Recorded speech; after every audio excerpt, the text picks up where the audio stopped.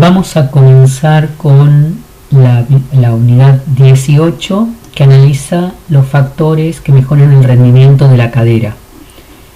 Vamos a continuar con el mismo hilo conductor cada vez que llegamos a una unidad biomecánica. Vamos a analizar la relación estructura-función, a ver esa adaptación funcional, la estabilidad de esta unidad biomecánica, el análisis cinemático dividido en osteo y artrocinemática y el análisis cinético. Con respecto a la relación estructura-función,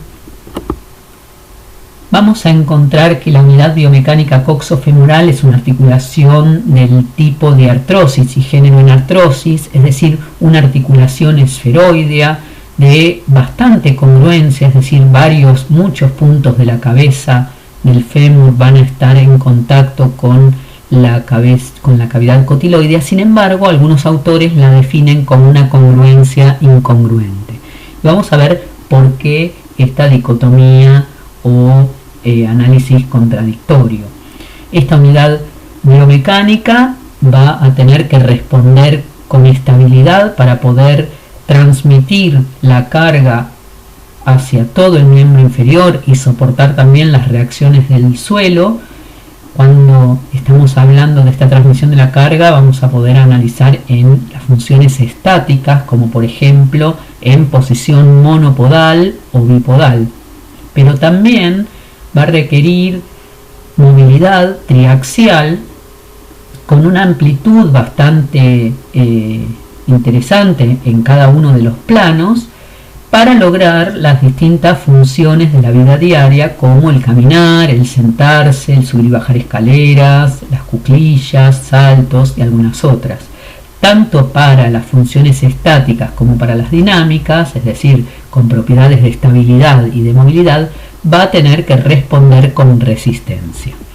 Cuando estudiamos estas distintas actividades de la vida diaria, Viladot menciona los grados promedio que requieren en cada uno de los planos las distintas actividades que ya enumeramos. Entonces podemos así valorar los grados de movilidad que requiere, por ejemplo, subir y bajar escaleras, sentarse o levantarse de la silla, agacharse a recoger un objeto del suelo o hacer cuclillas, o por ejemplo la actividad de la vida cotidiana, tal como abrocharse o atarse un zapato con el pie en el suelo, o ponerse una media o el zapato con la pierna cruzada frente al muslo opuesto. Fíjense que en casi todas las actividades enumeradas, salvo bajar escaleras, requiere movilidad en los tres planos del espacio. Y aquí es donde entonces cobra importancia mantener esta respuesta de movilidad en esta unidad biomecánica.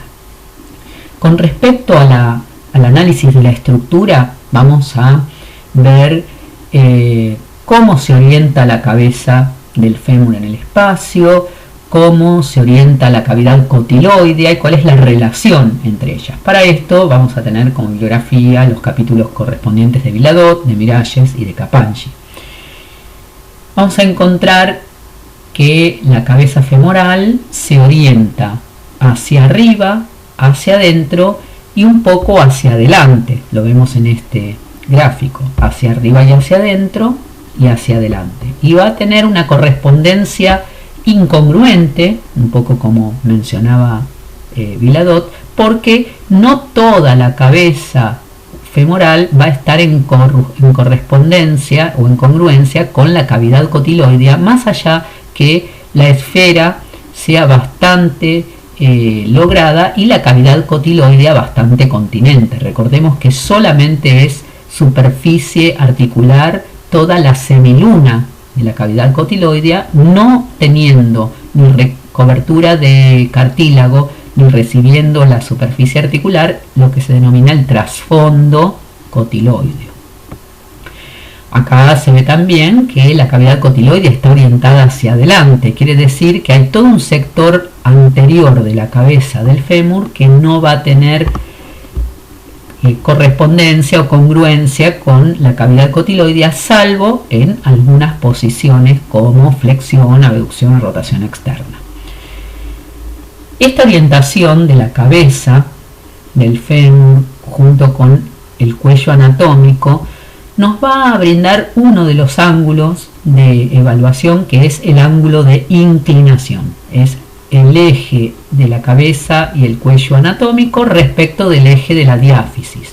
Lo vemos en este gráfico, que va a estar conformando un ángulo abierto hacia adentro de una graduación promedio de 128 grados, entre 125 y 131, mencionan distintos autores. También tenemos que describir el ángulo de declinación. Este ángulo de declinación se grafica entre el eje del cuello anatómico y la cabeza del fémur con el plano frontal que pasa por los dos cóndilos del extremo inferior. Acá va a estar conformando también un ángulo abierto hacia adentro con una graduación entre 12 y 30 grados. La amplitud es muy grande y se ajusta más cercano a los 14 grados. Por otra parte, también podemos definir esta congruencia respecto de el sector que la cabeza del fémur se encuentra contenida con este techo cotiloideo. Lo podemos observar en este gráfico, en donde respecto a la vertical el techo cotiloideo o ceja cotiloidea tiene un ángulo de cobertura abierto hacia arriba denominado ángulo de Weaver, que lo vamos a volver a describir y ver, que es normal de 30 grados. También podemos encontrar como característica del extremo superior del fémur la importancia en que el perímetro, o podemos también mencionarlo desde el diámetro de la esfera que conforma la cabeza del fémur, siempre es mayor, es más o menos una relación con el diámetro del cuello anatómico de unos 0,7. Quiere decir que siempre el cuello anatómico es de menor diámetro que la cabeza, y esto va a permitir que el choque óseo de este sector superior o anterior no limite el movimiento con el reborde de la ceja cotiloidea, e incluso ampliada, como también vamos a ver, con el fibrocartílago cotiloideo que va a conformar lo que se denomina también labrum. Por otra parte, en estas características de la orientación de la cabeza y de los ejes de movimientos, tenemos que recordar la diferencia del eje diafisario y del eje mecánico.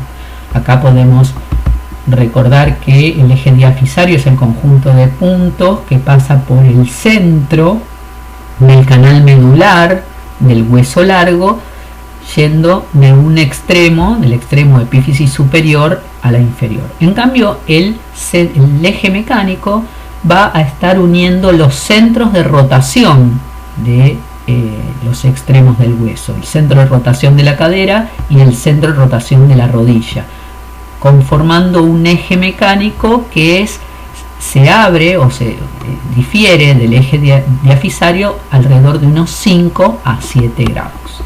Cuando estemos estudiando estas características estructurales, tenemos que ver que muchas de estas características óseas se conforman en el periodo de crecimiento y desarrollo. Es decir, que al momento del nacimiento no encontramos los ángulos de inclinación y de declinación tal como los definimos recién. El ángulo de inclinación, entonces, volviendo a la definición, está conformado por el eje del cuello anatómico y la cabeza del fémur en relación al eje diafisario. Cuando se nace, el bebé a término tiene un ángulo de inclinación mucho más abierto, es decir, que el ángulo definitivo de alrededor de 125-128 grados de ángulo de inclinación va a estar conformándose debido a los factores epigenéticos. Ese bebé con el mismo movimiento normal y también con el desarrollo y crecimiento que le empieza a generar el poder pararse sobre sus miembros inferiores, toda el juego de fuerzas previo a lograr la bipedestación y la marcha, van a estar generando un esfuerzo barizante. Barizante quiere decir que va a estar cerrando a este ángulo. El ángulo de inclinación entonces va a estar cerrándose, el ángulo de inclinación a término, en un bebé a término, va a estar cerrándose gracias a estar soportando el peso corporal, gracias a la tracción también de toda la masa glútea en su punto de inserción del macizo trocantérico, y también gracias al fascículo isquiocondilio del aductor mayor, desde la tuberosidad isquiática al tubérculo del tercer aductor, generando como una cuerda de arco al ángulo mencionado.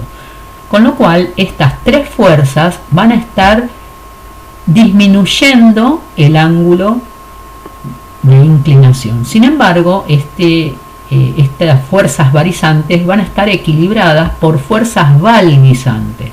Valgizantes se denominan porque van a tratar de abrir este ángulo, abrir el ángulo, o por lo menos equilibrar y frenar la acción de las fuerzas barizantes. ¿Cuáles son estas fuerzas valgizantes? Por ejemplo, la tracción por activación de los movimientos propios de la cadera que realizan los músculos pelvitrocanterios. En este caso podemos recordar acá el obturador interno, el gémino superior, el gémino inferior, el piramidal e incluso esta última flecha, el obturador externo. Todos estos van a estar activándose con movimientos de la cadera, de rotación externa, de abducción, y van a conformar como una flecha en este arco, de manera que abren el ángulo de inclinación. En el equilibrio de todas estas fuerzas va a estar constituido el ángulo de inclinación, el ángulo de inclinación normal. Nosotros vemos que acá tenemos los músculos pelvitrocanterios, y al traccionar de la cavidad digital del trocánter mayor va a poder producir una apertura del ángulo. En cambio, como vemos acá, el fascículo isquiocondilio del aductor mayor, como si fuera una cuerda de todo este arco, va a tratar de cerrarlo. Encontramos también las alteraciones de este ángulo de inclinación. Dijimos antes que si se cierra demasiado el ángulo por un aumento de todas estas fuerzas barizantes, entonces vamos a tener como consecuencia una coxa vara, una disminución, es decir, menor a 128 grados de un lado y del otro. Si tenemos un aumento del ángulo de 128 grados mayor, entonces acá vemos una coxa valga. El equilibrio de todas estas fuerzas nos llevarán a un ángulo de inclinación normal. Por otra parte, teníamos también el ángulo de declinación. El ángulo de declinación, como habíamos nombrado, es normal de 12 a 14 grados. Algunos autores lo dan con una amplitud hasta 30 grados. Sin embargo, para ser más precisos, el rango de el ángulo de declinación es normal de 8 a 15 grados, con un promedio más certero de 12 a 14.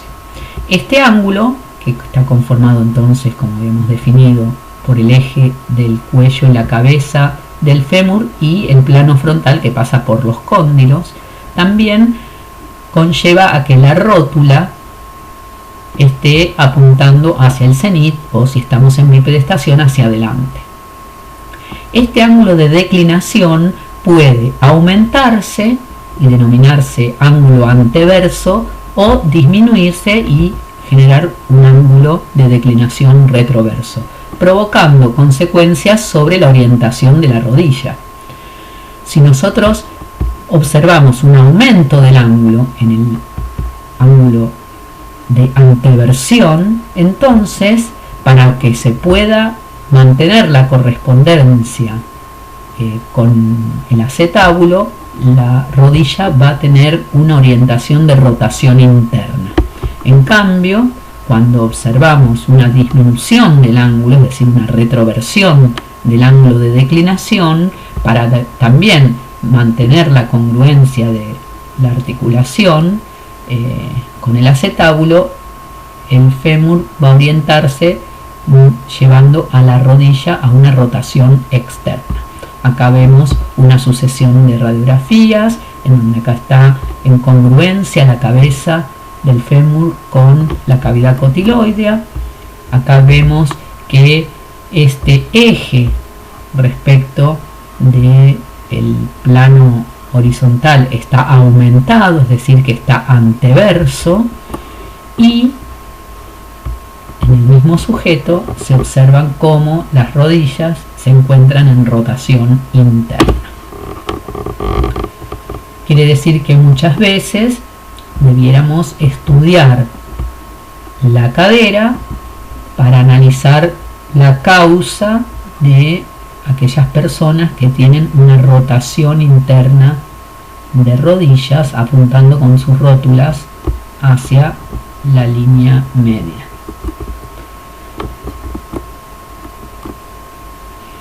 Con respecto al eje diafisario y al eje mecánico, ya habíamos estudiado estos conceptos, y en este caso va a ser muy importante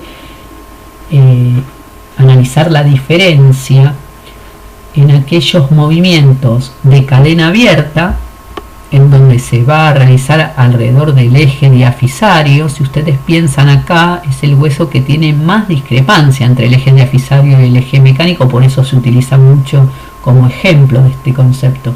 Si nosotros vemos el eje diafisario en cadena abierta, tenemos el movimiento causado por los músculos que toman inserción en el trocánter menor, que queda por dentro del eje diafisario, y aquellos músculos que se insertan en el trocánter mayor, queda por fuera del eje. Entonces, si se tracciona del trocánter menor hacia adelante, provocarán rotación externa, y si se tracciona hacia adelante del trocánter mayor, provocará rotación interna. Pero si en vez de en cadena abierta moverse alrededor del eje diafisario, se mueve alrededor del eje mecánico, fíjense que en este eje queda por afuera tanto el trocánter menor como el trocánter mayor. Quiere decir que los mismos músculos que se insertaban en el trocánter menor, estamos hablando concretamente del psoas ilíaco, ya se encuentra por fuera del eje, con lo cual cuando tracciona hacia adelante va a estar produciendo una rotación interna, es decir, todo el macizo trocantérico va a estar generando rotación interna, ¿sí? Acá lo vamos a retomar un poquito más adelante en la clase. Tenemos que ver que los músculos que se insertan en el trocánter mayor no van a tener diferencia de acuerdo a si es cadena abierta o cerrada, pero aquel músculo que se inserta en el trocánter menor sí, porque respecto del eje diafisario queda por dentro, en cambio respecto del eje mecánico queda por fuera.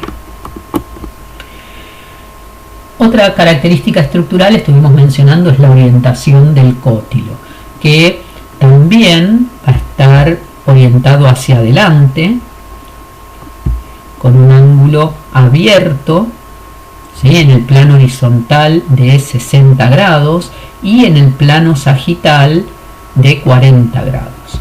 Nosotros observamos acá que la cavidad cotiloidea y toda la superficie semilunar sí está recubierta de cartílago, ampliada por fibrocartílago cotiloideo o labrum, pero no es parte de la articulación, no está relacionada en contacto con la cabeza, sino con el ligamento redondo, lo que se denomina el trasfondo cotiloideo. Y también habíamos mencionado el ángulo de cobertura o ángulo de Weber. Si nosotros observamos solamente hasta el punto más lateral de la ceja cotiloidea, desde el centro de rotación de la cabeza va a estar conformando un ángulo de 30 grados respecto de la vertical.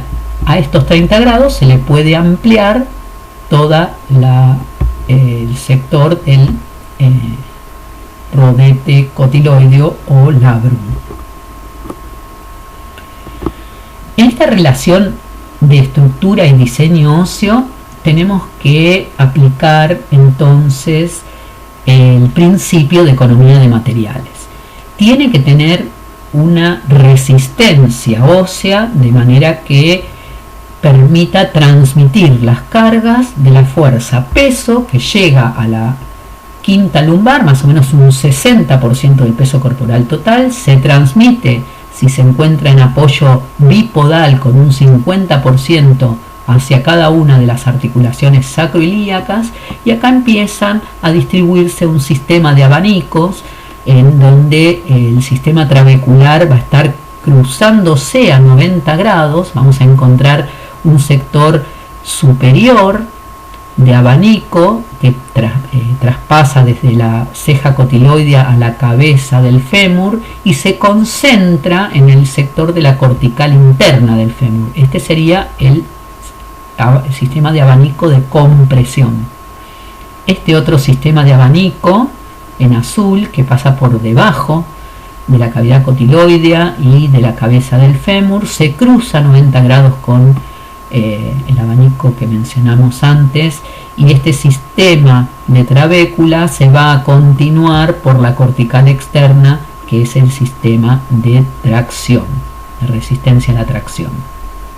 A su vez, conocemos que el sistema de abanicos del ilíaco va a tener un refuerzo en la línea innominada, que va a estar transmitiéndose por la rama horizontal del pubis a través de la sínfisis con el ilíaco del otro lado, lo vemos acá. Un sistema de transmisión de las fuerzas hacia el isquión para resistir también las fuerzas de reacción cuando se encuentra la persona sentada. Es todo este sistema de abanico que también está cruzándose con el que está pasando por la línea innominada.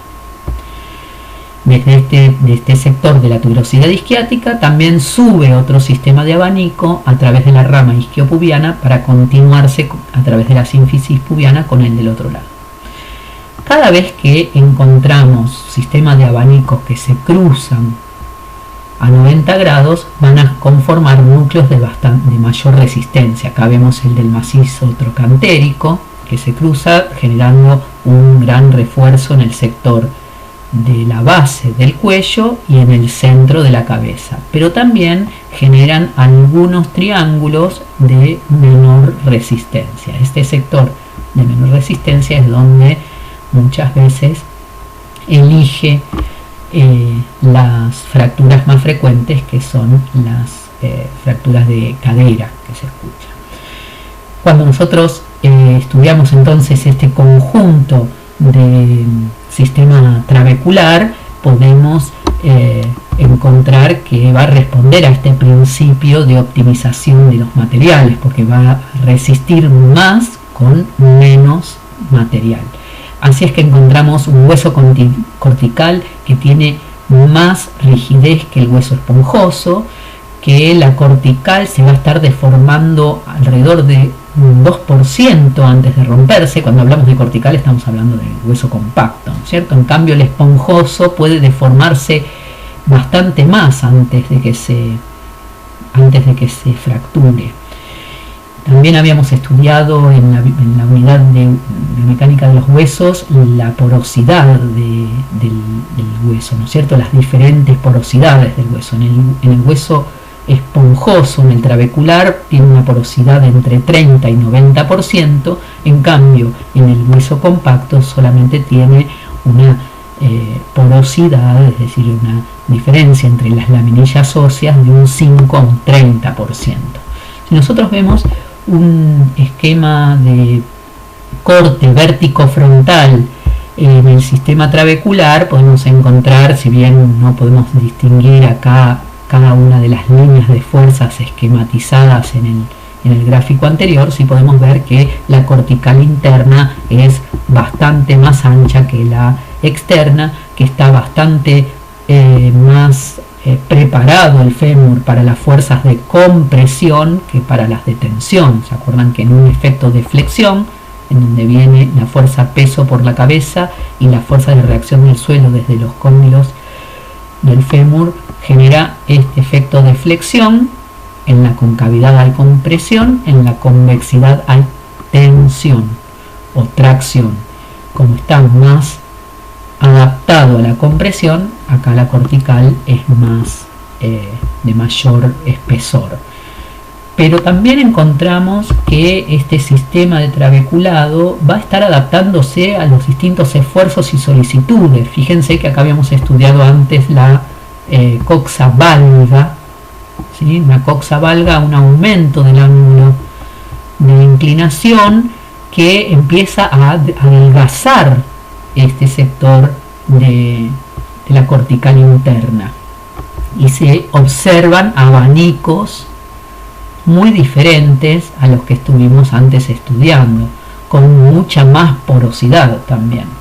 En cambio, una coxa vara, fíjense que acá está disminuido el eje, ¿no? El ángulo de inclinación, mejor dicho, la relación del eje diafisario con el del cuello anatómico, encontramos que hay un aumento de espesor, una adaptación funcional para recibir toda esta carga magnetizante que está provocando la modificación del ángulo, y también los distintos sistemas de abanico que estuvimos mencionando antes, con más porosidad en el hueso.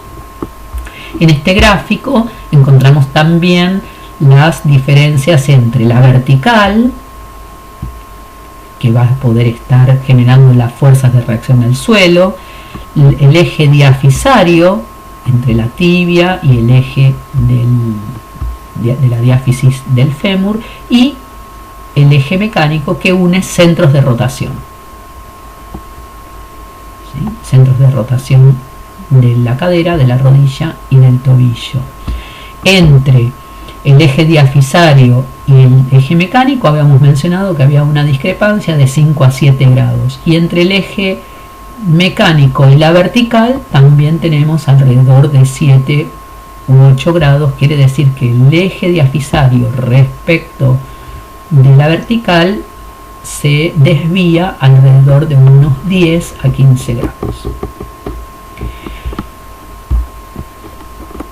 Otro autor, Tronzo, también de la bibliografía, nos muestra cómo los músculos van a estar protegiendo a este sector de gran esfuerzo que está teniendo el cuello femoral. El cuello femoral entonces tiene un efecto de esfuerzo o solicitud de flexión. Todo el sector de la convexidad está generándose tracción, y del lado de la concavidad compresión. Y lo que se puede analizar aquí es los esfuerzos en un corte justo en la unión entre el cuello anatómico y la cabeza, en donde se observa que cuando no se encuentra activado el glúteo mediano, las fuerzas del lado superior del cuello, es decir, del lado de la convexidad, son de tracción, y del lado interno o de la parte baja del cuello anatómico son de compresión. Hay muchísima más tensión en este sector porque los vectores de fuerza son más grandes que compresión de este sector inferior. Ahora, habíamos mencionado desde la unidad 4 de biomecánica del hueso que los músculos iban a proteger a los huesos para disminuir los esfuerzos. En este caso se observa cómo la activación del glúteo mediano va a transformar el efecto de tensión del sector superior, lo va a neutralizar y va a provocar todo un efecto de compresión en el sector inferior, generando más carga en el eje fisiológico de la cadera. Quiere decir que acá podemos observar la importancia de valores normales y activación normal del glúteo medio para proteger al cuello femoral. También podemos recordar acá algunos conceptos que fuimos estudiando a lo largo del año. Por ejemplo, el concepto de anisotropía. Encontramos en este capítulo del autor Tronzo de Biomecánica de la Cadera cómo responde muy diferente el hueso del fémur, justamente que se hizo esta prueba de carga, deformación, ¿sí? Stress, strain, en distintas posiciones. Fíjense que está muy adaptado el fémur a la posición propia en el esqueleto, es decir, cuyo eje longitudinal está vertical. En esto tiene mayor resistencia, quiere decir que se requiere mucha carga para poca deformación. Luego tenemos ese periodo plástico y llega a ruptura con mucho esfuerzo. Cuando se orienta a 30 grados, este era el concepto de anisotropía, empiezan a modificarse las propiedades mecánicas de este material.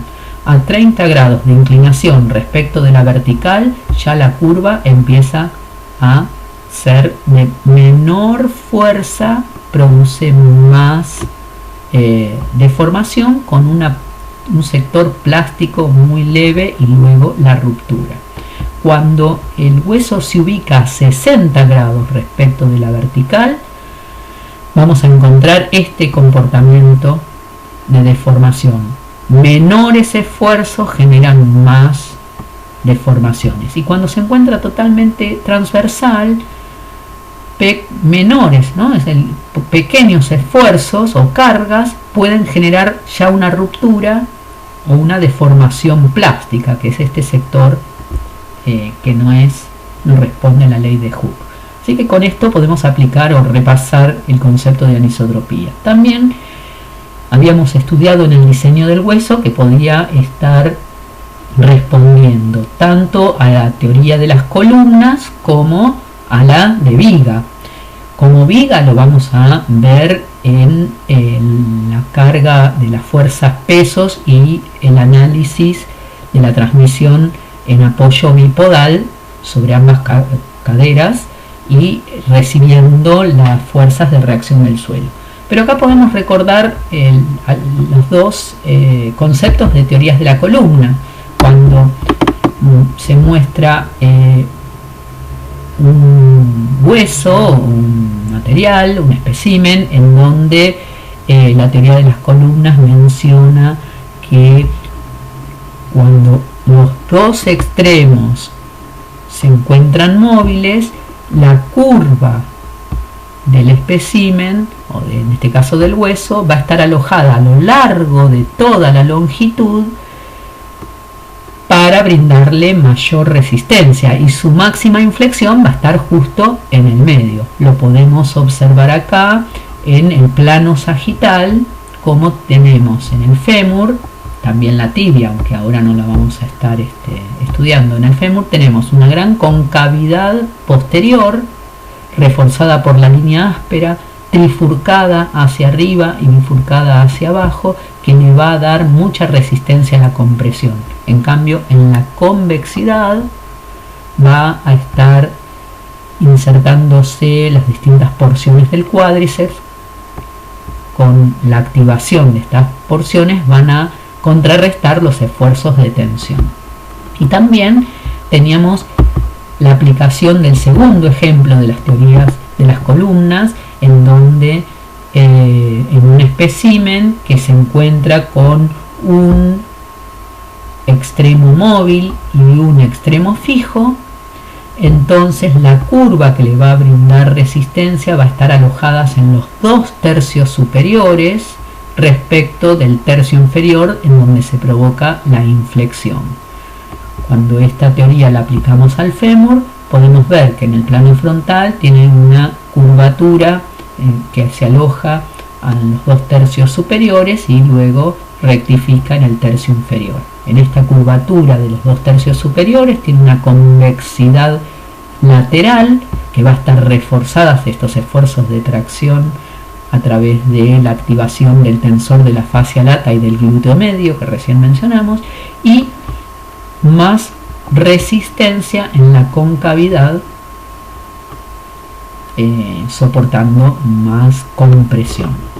Acá tenemos el gráfico que nos mostraba el refuerzo del sector posterior, también cóncavo, con las líneas de trifurcación de la línea áspera hacia arriba y de bifurcación de la línea áspera hacia abajo.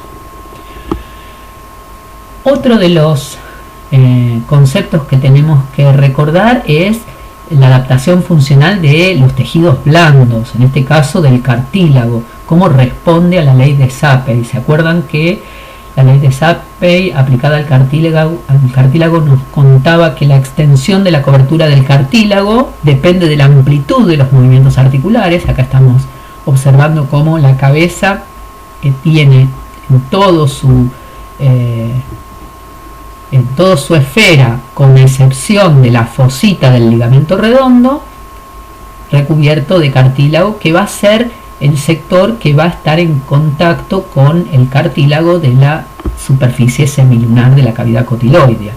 Y también encontramos que el grosor del cartílago depende de la magnitud de las presiones que sufre la articulación. Y acá nosotros podemos observar cómo el espesor de este sector superior de la cabeza es significativamente más grande que en el sector que recibe menos efecto compresivo, con lo cual tanto en una u otra imagen podemos confirmar que se cumple la ley de Sapey, de adaptación funcional.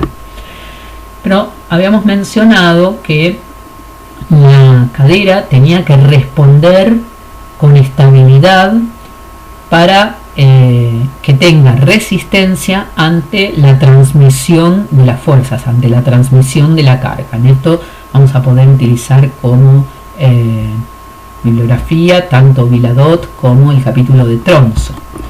Si nosotros pensamos en la relación congruencia-incongruente, como lo definía Viladot al inicio, podemos encontrar que cuando se encuentra con muy poca exigencia en la cadera, es decir, acá no está soportando todo el peso del cuerpo ni las reacciones del suelo, la coxofemoral se encuentra, no está siendo cargada porque en posición de sentado la transmisión del peso está garantizado por las tuberosidades isquiáticas. Entonces, en esta posición de sentado, solamente el perímetro de la cavidad cotiloidea, de la ceja cotiloidea y del fibrocartílago cotiloideo, es decir, del labrum, va a estar transmitiendo carga.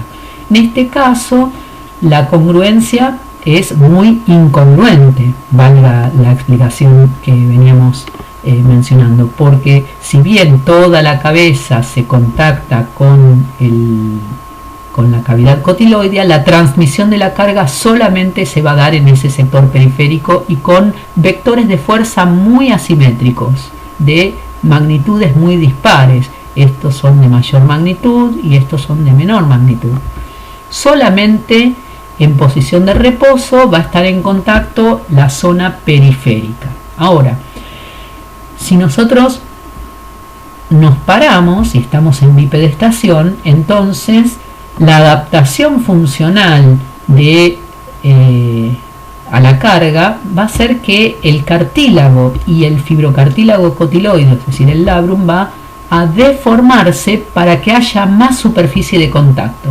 Entonces, a pesar de recibir más carga, fíjense, en esta es la carga, ¿no? Tiene muy poca carga, se reparte desproporcionalmente, pero solo en la zona periférica.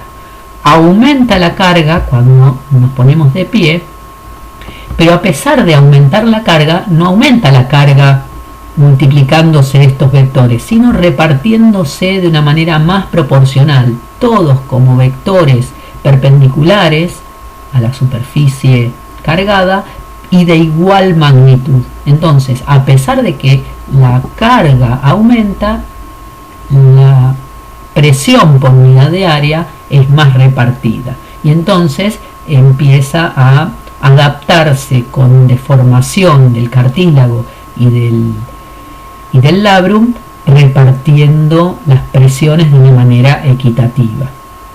Y si de golpe generamos una mayor carga, ¿no es cierto? Por ejemplo, un salto en el momento del pique o de la recepción del salto, el aumento de la carga es muy importante. Sin embargo, acá se va a concentrar los mayores vectores de fuerza en el sector del trasfondo, lo que se denomina una carga polar. No aumentan todos estos vectores en el sector periférico, igual que cuando se encuentran en reposo, sino en el sector polar. Y casualmente en ese sector, en vez de estar recubierto de cartílago, que una carga tan importante podría lesionarlo o provocar un efecto degenerativo, en ese sector polar tenemos el trasfondo cotiloideo y aloja con una función de amortiguación al ligamento redondo. Todo esto entonces nos está mostrando una gran adaptación, a pesar de que tenemos las mismas estructuras para distintas funciones de cargas bastante disímiles. Cuando se encuentra el análisis de la respuesta a la carga en apoyo unipodal, en estática, ¿no es cierto? Necesitamos que en estática la suma de fuerzas nos dé igual a 0. Cuando, por ejemplo, se encuentra la persona parada en un solo pie, no caminando, solamente parada en un solo pie, la fuerza peso que se encuentra con un punto de aplicación por delante de la segunda vértebra sacra, va a tener un momento aductor, es decir, una fuerza aductora que se tiene que multiplicar por toda esta distancia del momento. Fuerza peso por distancia del momento hasta el centro de rotación. Este momento de la fuerza peso va a estar provocando una aducción o una caída de esta hemipelvis. Sin embargo, para mantener la horizontalidad en la pelvis, cuando se carga en un apoyo monopodal, la fuerza de los grupos de músculos abductores, glúteo menor, mediano, las fibras más superiores del glúteo mayor y sobre todo también el tensor de la fascia lata, van a tener que actuar en conjunto por esta distancia del momento perpendicular hasta el centro de rotación, que es mucho más chica, prácticamente entre 1/2 y 1/3 de la distancia de la fuerza peso. Para poder estudiar entonces en estática, toda esta ecuación nos tiene que dar igual a 0. Entonces, fuerza peso por una distancia grande de 2 a 3 veces la distancia del grupo abductor, nos está mencionando que la fuerza que tiene que estar realizando el grupo abductor es de 2 a 3 veces el peso corporal, produciendo entonces en este sector compresiones importantes que podrían llegar a ser un factor mecánico de desgaste o de efecto degenerativo con el tiempo. En vez de en estática, cuando estudiamos en la marcha, es decir, en el apoyo monopodal, ya lo vamos a ver en la unidad 21, cuando uno de los miembros inferiores se encuentra en el aire generando el balanceo, el otro va a estar produciéndose un apoyo monopodal. Este apoyo monopodal va a iniciarse con un apoyo de talón denominado primera mecedora. El apoyo monopodal se encuentra entre medio del apoyo de talón y hasta que se despegue los dedos. Cuando está en el despegue de dedos se denomina tercera mecedora. En el apoyo de talón o choque de talón, las fuerzas de reacción del suelo van a estar actuando con 21 grados y generando una fuerza de 3 veces el peso corporal. En cambio, en el despegue de dedos va a estar produciéndose en un ángulo de unos 12 grados y va a estar generando 4 veces el peso corporal en el plano frontal, debido a la acción de los abductores que van a querer mantener horizontal la pelvis en ese instante o en esa fase de la marcha. En el plano sagital vamos a encontrar que en el apoyo de talón o choque de talón va a tener una dirección, la fuerza de unos 12 grados hacia adelante y va a estar generando un esfuerzo de 3 veces el peso corporal, mientras que en el despegue de dedos va a estar produciéndose con una dirección de unos 7 grados y unos 4 veces el peso corporal en el plano sagital. Como decíamos, el apoyo monopodal se va a encontrar entre estos dos instantes. En el apoyo de talón se lo va a llamar primera mecedora. Están los dos pies apoyados en el suelo. En el despegue de dedos se lo llama tercera mecedora y también van a tener los dos pies apoyados en el suelo. Y en el medio, en el apoyo monopodal, es que se generan estos esfuerzos. Cuando se estudia las fuerzas de reacción del suelo o la pelvis como viga, ilíaco, sacroilíaco, una barra apoyada sobre ambas coxofemorales donde está recibiendo cada una el 50% de la fuerza peso como reacciones del suelo, ¿sí? En sentido opuesto, de igual magnitud que la fuerza peso que está descendiendo del centro de masas. Cuando tenemos que equilibrar este apoyo bipolar, podemos mencionar que el 50% de la fuerza peso por esta distancia va a ser igual al 50% de la fuerza peso por esta distancia. Ambas fuerzas peso van a ser igual a esta resultante. En este caso, si se distribuye el peso del cuerpo equidistante entre ambos pies, entonces estas distancias son iguales, las fuerzas son iguales y la sumatoria o todo en la ecuación nos da un sistema en equilibrio. Cuando observamos el conjunto de fuerzas, no solamente la fuerza peso que recién estuvimos mencionando, sino la fuerza de los músculos abductores, en particular el glúteo mediano, pero no solamente él, con el tensor de la fascia lata y su momento de fuerza, van a provocar unas fuerzas de reacción en la superficie articular que mencionábamos podrían ser suficientes para generar un efecto de desgaste o un efecto degenerativo. ¿Cómo se sabe cuál es la magnitud de estas fuerzas de reacción articular y cuál sería la dirección de esta carga? La fuerza peso, ya la conocemos, siempre con dirección perpendicular al suelo y un sentido hacia abajo, con una distancia grande, por eso en general se la pone con una D mayúscula, distancia grande, va a tener que igualar a la fuerza muscular, una M, de los músculos abductores, y su distancia del momento, por eso se hace perpendicular hasta el centro de rotación, con una D pequeña, porque es de menor distancia que la del peso. Cuando se proyectan estas rectas de acción de la fuerza peso y de la fuerza muscular, podemos notar la intersección de estas fuerzas y se une con el centro de rotación de la cabeza. Ahí podemos definir el área de fuerzas de reacción articular. Es así que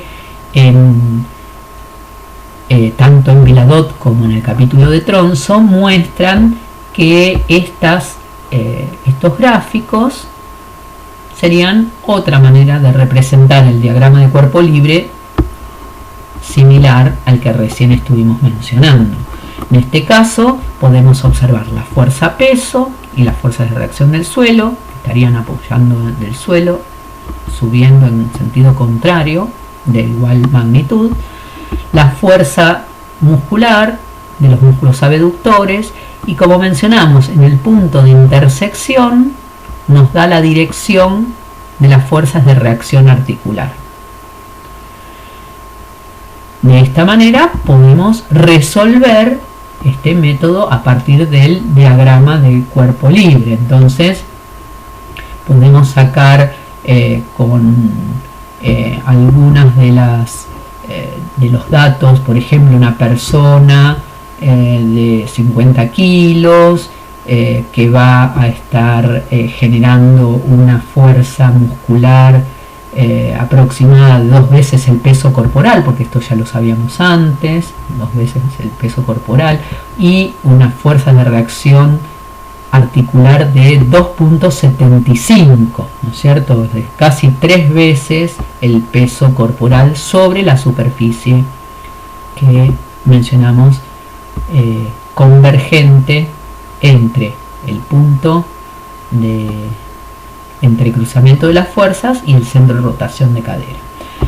A este análisis del método de diagrama de cuerpo libre también le podemos aplicar un análisis de las distancias del momento, ¿no es cierto? Tenemos la distancia del momento mayor para la fuerza peso y una distancia del momento menor para las fuerzas del glúteo mediano o del grupo de los abductores. Y lo que nos muestra esta curva es que es mucho más significativo cuando se modifica la distancia, ¿no? Los radios de estas dos distancias, que cuando se modifica la inclinación o el ángulo de acción o de tracción que nosotros ya conocemos del glúteo mediano o del grupo abductor.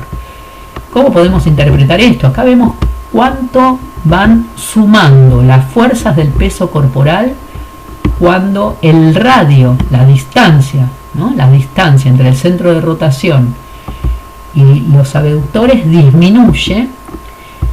Cuanto menor es la relación entonces entre ese brazo de palanca, esta distancia D, respecto de la distancia con la fuerza peso, cuanto menor sea, más fuerzas va a estar soportando la cadera, casi hasta llegar a 7 veces el peso corporal. Cuando la relación entre la distancia del momento abductor con respecto al momento peso aumenta, entonces las fuerzas de reacción articular van a ser menores, hasta llegar, como decíamos antes, a unos 2,75 o unos 2 veces el peso corporal. Ambas curvas muestran una diferencia de poca significancia cuando cambia la orientación del ángulo de tracción de 10 grados a 50 grados. Quiere decir que acá es más importante el análisis de la distancia del momento que del ángulo de tracción. Fíjense cómo vamos aplicando todos los conceptos que veníamos estudiando desde el inicio del año.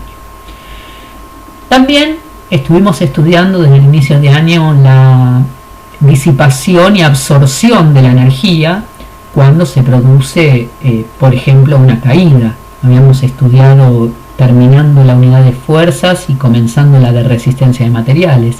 En este caso se puede analizar la energía que puede disipar durante una caída y cómo va a tener que absorberla distintas estructuras del cuerpo. Por ejemplo, una señora adulta mayor de unos 50 kilos de peso va a estar generando una energía potencial que, al estar el centro de masas más o menos a 86 centímetros del suelo, una señora de unos 60 estándar, unos 86 centímetros del suelo, cuando se cae, esta energía potencial baja a ubicarse a 10 centímetros. Quiere decir que la diferencia por M por G, es decir, por el peso, 50 por 76 nos va a dar una igualdad de unos 3.700 kilogramos por centímetro.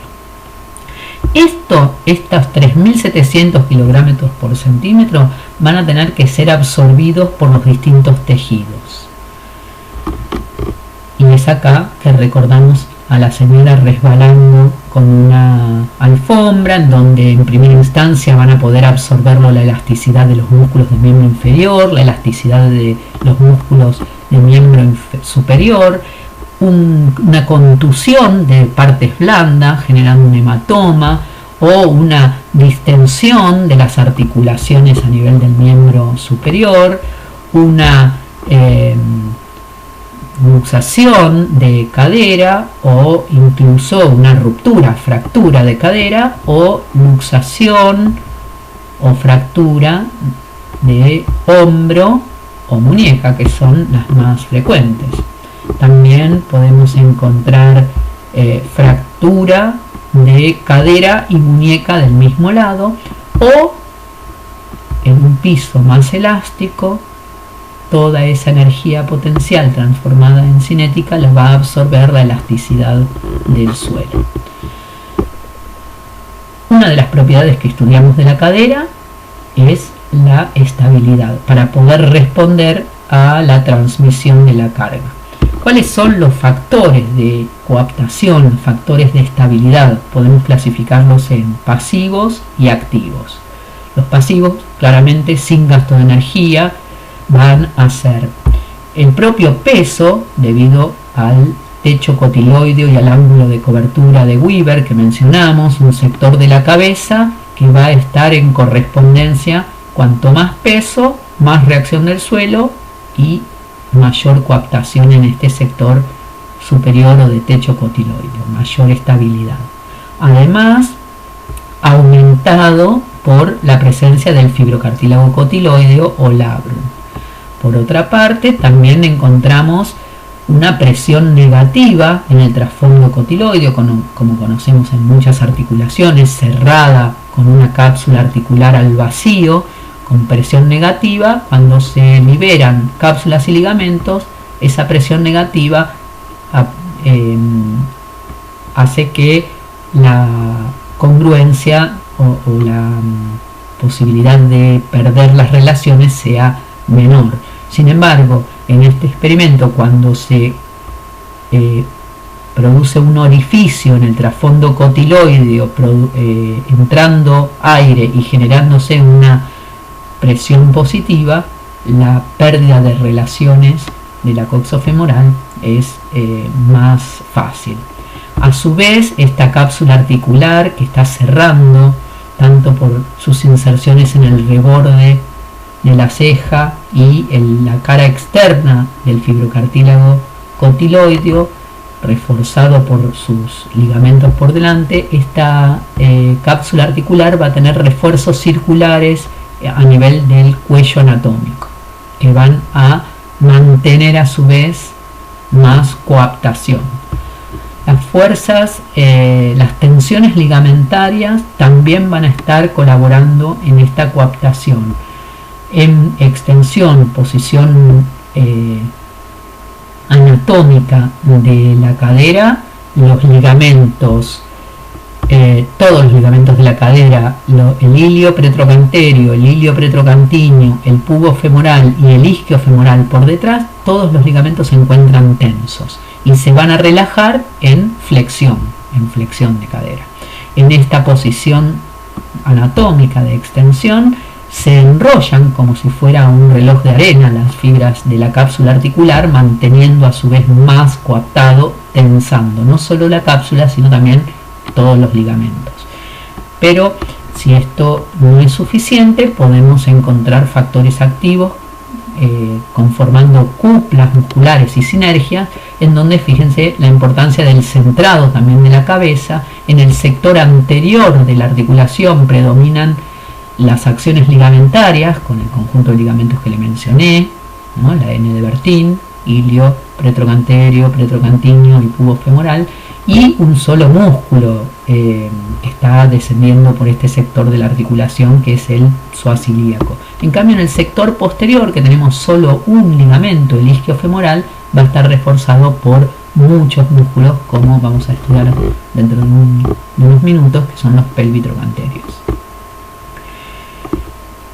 Los medios de unión que van a estar colaborando para mantener esta coaptación son, por un lado, el fibrocartílago cotiloideo, que amplía y aumenta la posibilidad de congruencia con la cabeza femoral, y el ligamento redondo. El ligamento redondo tiene funciones bastante controvertidas de acuerdo a los diferentes autores. Recordamos acá que se inserta en la fosita del ligamento redondo, que se repliega en el trasfondo, pero no toma inserción en el trasfondo, sino que va a estar tomando inserción tanto en el asta anterior como en el asta posterior y en el sector del ligamento transverso, llamado ligamento transverso del acetábulo, al sector del labrum o fibrocartílago que pasa por la escotadura isquiopubiana.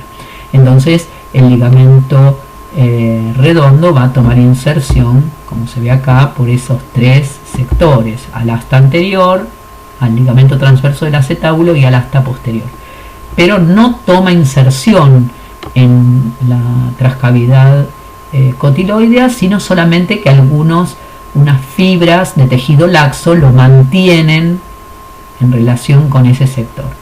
La función principal, a pesar de que se denomina ligamento, es la de amortiguar todo el efecto del choque en las cargas polares que estuvimos analizando. Todos los autores coinciden en reconocer esta función de amortiguación del ligamento redondo. Algunos autores lo mencionan como un portavaso, es decir, una arteria, rama de la arteria isquiática, y otra rama de la arteria obturatriz, que se van a anastomosar con las circunflejas femorales, van a estar vascularizando toda la articulación.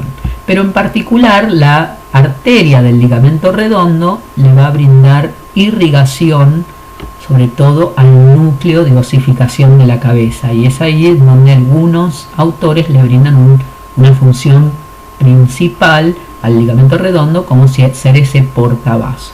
Hay algunos otros autores que desestiman esta función porque mencionan que esa arteria se oblitera pasado la infancia, y los otros autores que quieren mantener esta función como portavaso principal mencionan que cuando a veces se cortan estas estructuras para hacer en una cirugía de reemplazo total de cadera, es decir, una artroplastia total, en personas mayores cortan este ligamento y esa arteria sigue permeable. Entonces aún se encuentra en discusión o bastante controversia.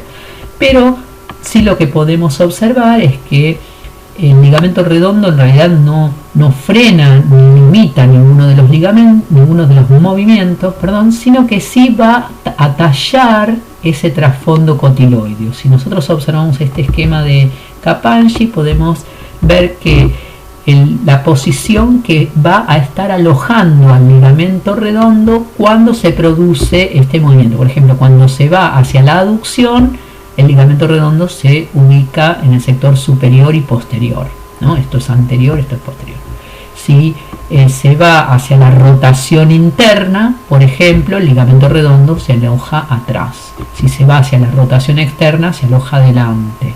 Si se produce abducción, va a alojarse en el sector más bajo, ¿no? Ya dijimos que aducción en el sector más arriba.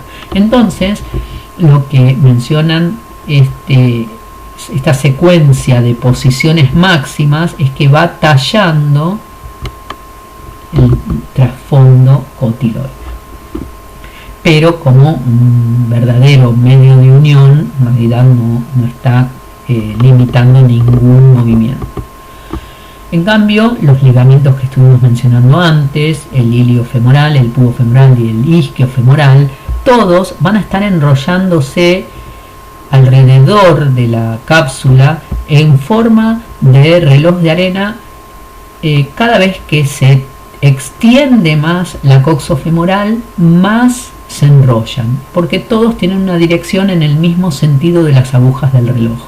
Acá tenemos cerca de la espina ilíaca antero-inferior el ligamento iliopretrocanterio e iliopretrocantinio, ¿no es cierto?, que serían estos dos fascículos, el pubo femoral, que va a ir a la fosita en el trocánter menor, y el isquio femoral, que va desde el sector externo de la tuberosidad isquiática a enrollarse hasta cerca de la cavidad digital del fémur. Todo esto, acá tenemos el isquio femoral y el ilio femoral con sus dos fascículos, el pubo femoral. Todos estos entonces se van a tensar cuanto más extensión se produzca en la cadera, y van a relajarse cuando se produce la posición de flexión, de abducción y de rotación externa. Pero principalmente de flexión, es como si lleváramos a estos ligamentos en sentido contrario a las agujas del reloj. Tenemos factores musculares que van a colaborar entonces con la estabilidad. Si nosotros observamos en el plano sagital, tenemos por delante los flexores, por detrás algunos extensores. Dentro de los flexores, uno importante, el psoas ilíaco. El psoas ilíaco viene de las inserciones en la columna lumbar, la porción de psoas mayor, psoas menor, se une con la porción ilíaca y va al sector más posterior del trocánter menor. Entonces va a realizar todas estas poleas anatómicas, si se quiere. Estas acciones del psoas ilíaco van a estar equilibradas en el sector posterior por los denominados músculos del manguito rotador femoral o penditrocanterios, el obturador interno, gémino superior, gémino inferior, el obturador externo y el piramidal. Acá lo tenemos al obturador externo, que pasa por debajo del cuello anatómico para ir a insertarse en la parte más profunda de la cavidad digital del trocánter mayor. Y acá tenemos gémino superior, acá tenemos el piramidal, perdón, acá tenemos el obturador interno con los dos géminos. Si observamos la cara anterior de la cápsula, cada uno de los fascículos de los ligamentos que estuvimos mencionando va a tener acompañada la dirección de uno de los músculos que recién mencionamos. El glúteo menor tiene la misma dirección hacia este sector anterior, borde anterior del trocánter mayor, que va a tomar inserción y va a seguir la dirección del ilio pretrocanterio. El psoas ilíaco va a llevar la dirección del ilio pretrocantinio. El pubo femoral va a estar acompañándose por el obturador externo. Solamente que este después se va a ir por detrás y el pubo femoral sigue por delante. Y el isquio femoral va a estar acompañado del conjunto de músculos que recién mencionábamos, obturador interno, géminos, incluso acá podremos sumarle el cuadrado crural. Y en la parte superior de la articulación, el piramidal. Si lo observamos en el plano frontal, grupos o pares musculares van a estar tratando de centrar la cabeza en la cavidad cotiloidea. Por un lado, el psoas ilíaco, que es abductor, y por el otro lado el obturador externo o el obturador interno, que va a la cavidad digital. Este va a tratar de llevar a una aducción, los obturadores a la abducción, y el cruce o pares de fuerza van a generar una fuerza de coaptación con respecto a la cavidad cotiloidea. Si observamos ambos obturadores, internos y externos, con el punto fijo a nivel de la cavidad digital de cada uno de los trocánteres mayores, de un lado y del otro, vamos a poder analizar un sistema de suspensión en donde las tensiones, piensen acá en cadena cerrada, de las contracciones de obturador interno y externo va a generar una fuerza hacia arriba, ¿sí?, minimizando la fuerza compresiva o, como veíamos antes, las fuerzas de reacción articular de la cadera. En el plano horizontal podemos también ver estos pares de fuerzas entre el psoas ilíaco y los obturadores, tratando de centrar a la cabeza femoral en la cavidad cotiloidea.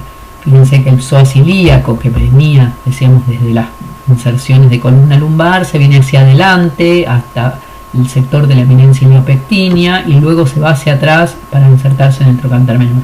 En cambio, por ejemplo, el obturador interno viene desde bien adelante, en toda la cara interna de la membrana obturatriz, va hacia el sector de la escotadura asiática menor para volver hacia adelante hacia la cavidad digital del trocánter mayor. Tanto obturador interno como el obturador externo van a entrecruzarse con el psoas ilíaco. Entonces estos pares de fuerza van a ser una fuerza de centrado de la cabeza femoral.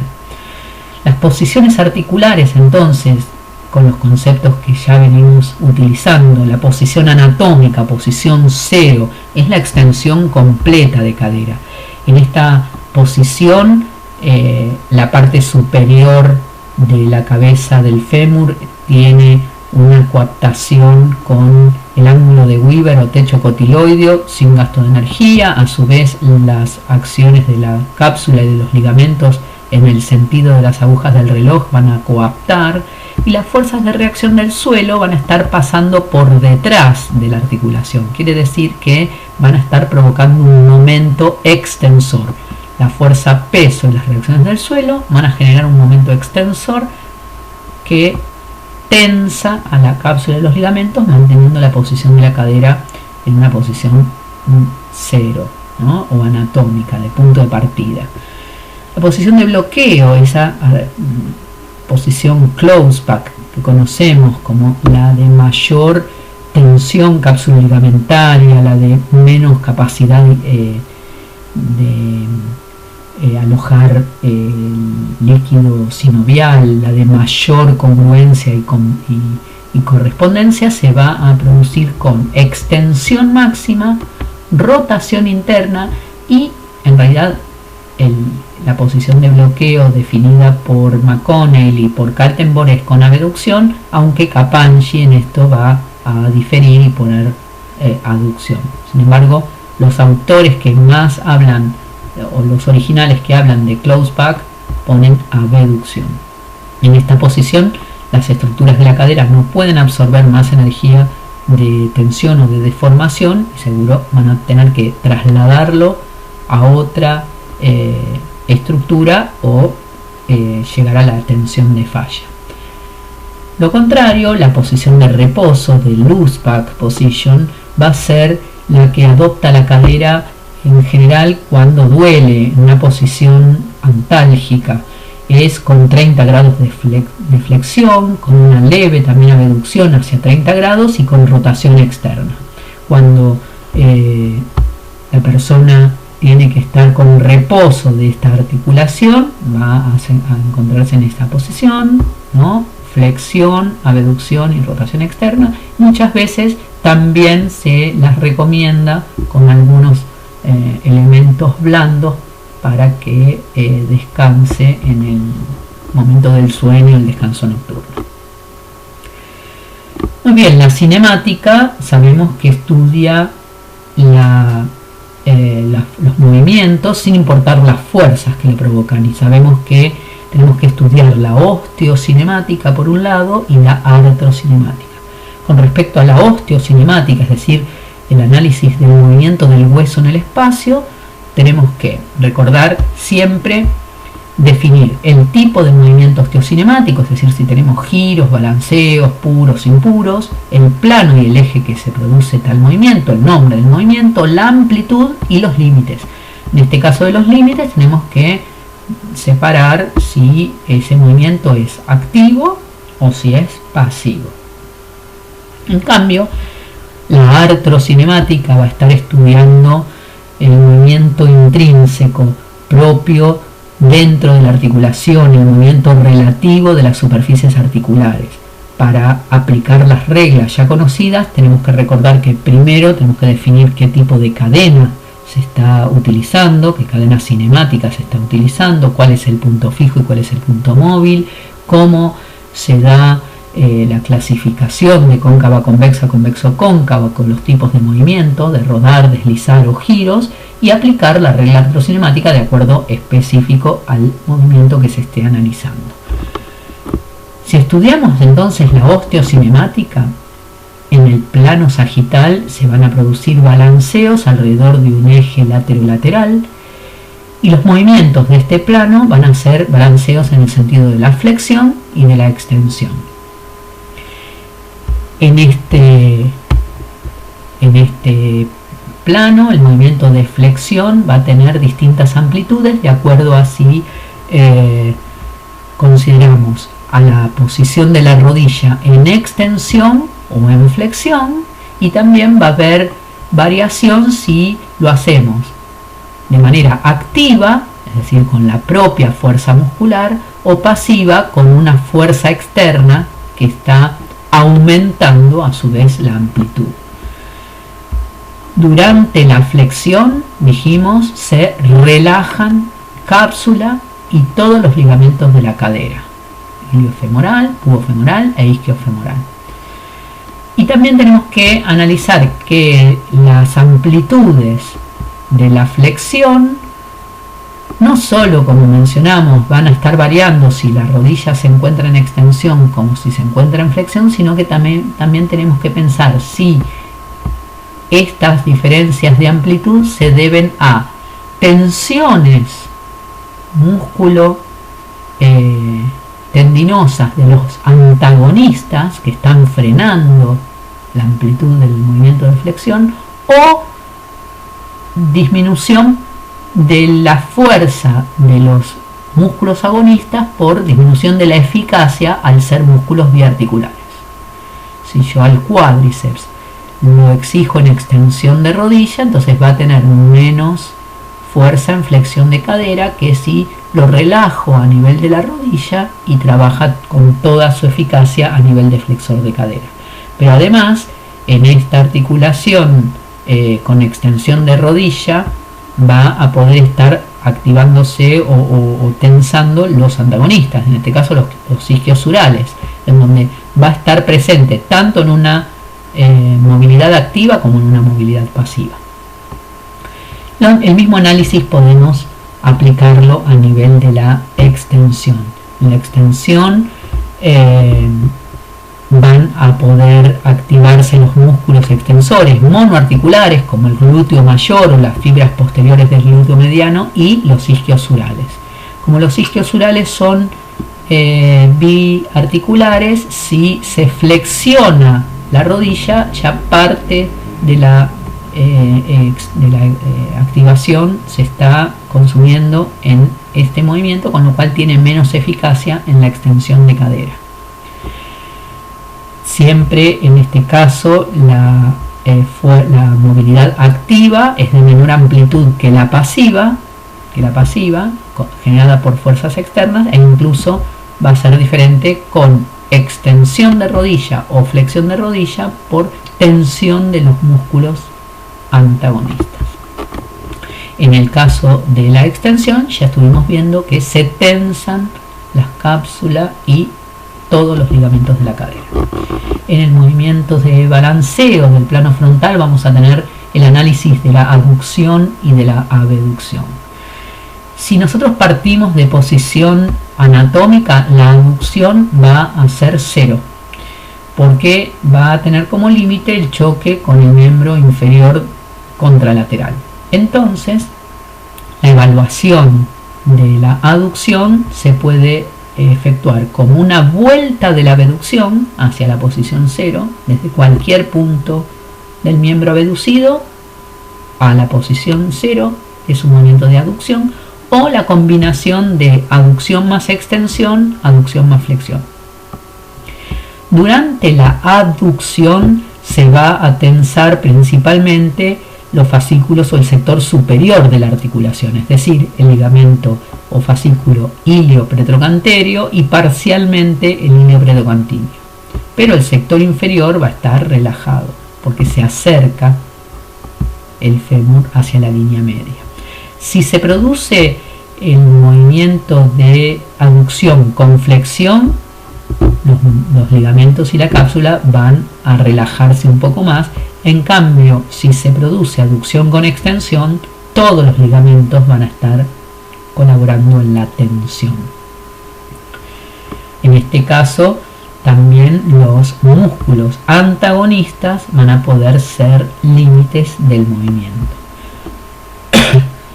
En el movimiento de abducción tenemos que pensar que hay que discriminar la abducción propia de la coxofemoral respecto de la inclinación pélvica.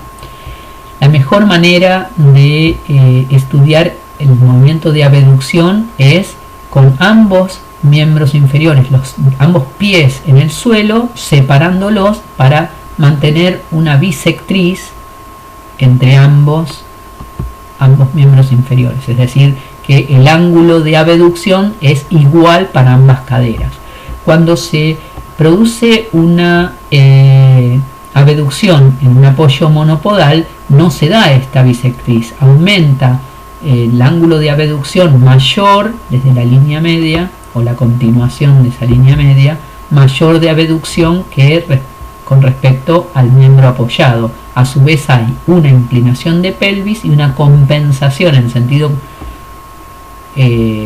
contralateral, diríamos, de concavidad del lado abducido y de convexidad del lado apoyado, que va a tratar de compensar con columna lumbar estas inclinaciones pélvicas. Durante la abducción se tensa el ligamento pubofemoral.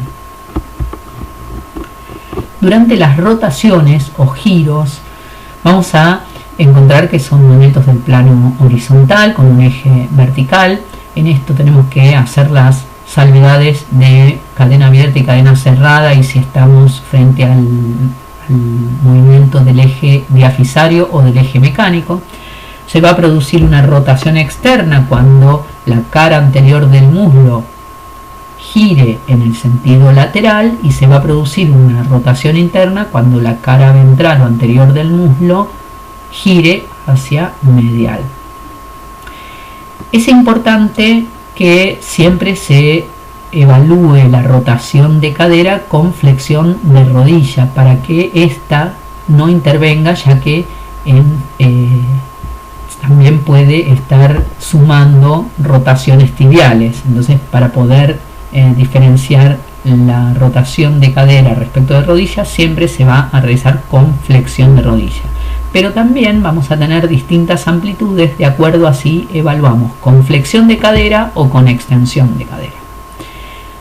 En el cúbito ventral, con extensión de cadera, el eje en flexión de 90 grados de rodilla, el eje de la tibia va a caer hacia el lateral para generar una rotación interna de cadera, y va a caer hacia el lado medial para realizar una rotación externa de cadera.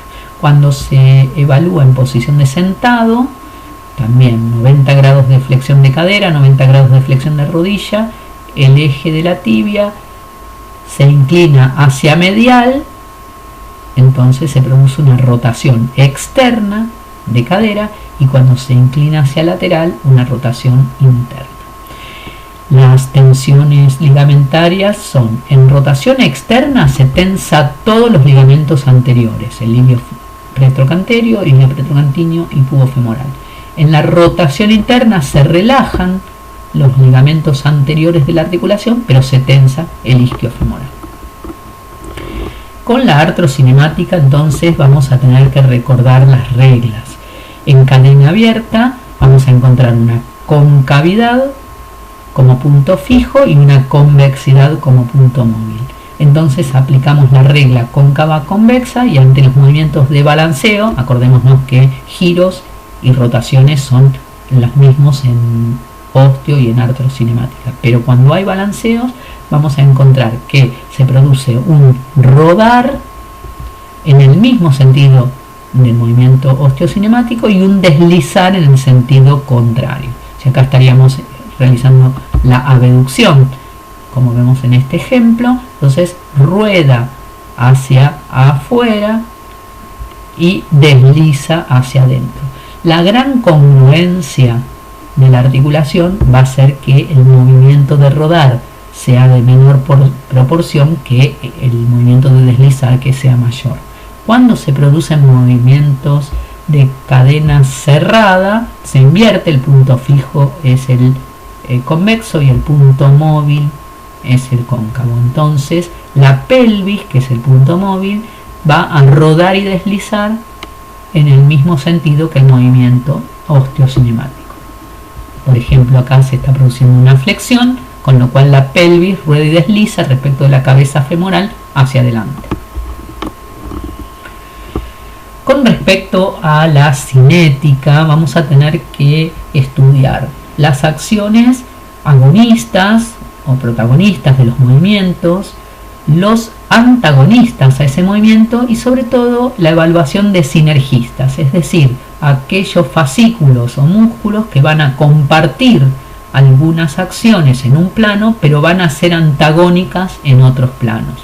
También tenemos que hacer un análisis de palancas y de poleas.